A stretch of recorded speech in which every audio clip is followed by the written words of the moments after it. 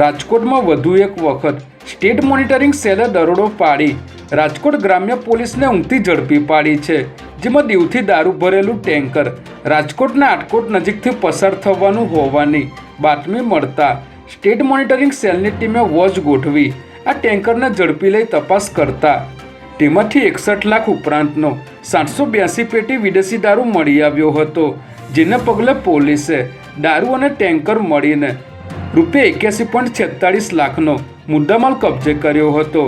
જો કે આ રેડ દરમિયાન ટેન્કર ચાલક અને ક્લીનર ફરાર થઈ ગયા હતા।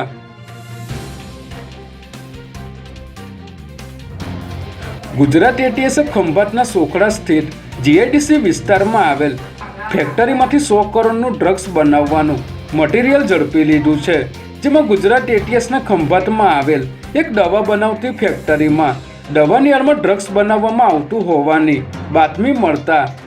એટીએસની ટીમે ગ્રીન લાઈફ ઇન્ડસ્ટ્રી નામની ફેક્ટરી પર દરોડો પાડ્યો હતો, જેમાં સ્થળ પરથી અંદાજિત 100 કિલોથી પણ વધુનો ડ્રગ્સનો જથ્થો મળી આવ્યો હતો, જેની બજાર કિંમત 100 કરોડથી પણ વધુ થાય છે। ત્યારે પોલીસે અહીંથી ફેક્ટરી માલિક સહિત 6 લોકોની ધરપકડ કરી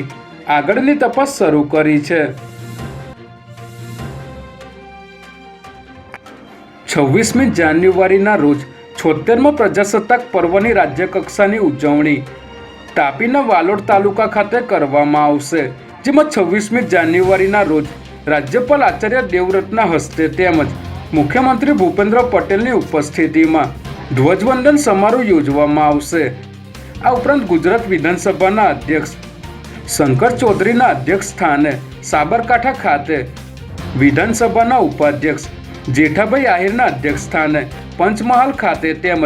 ગૃહ રાજ્યમંત્રી હર્ષ સંઘવીના હસ્તે ગાંધીનગર ખાતે 26મી જાન્યુઆરીના રોજ ધ્વજવંદન કરવામાં આવશે।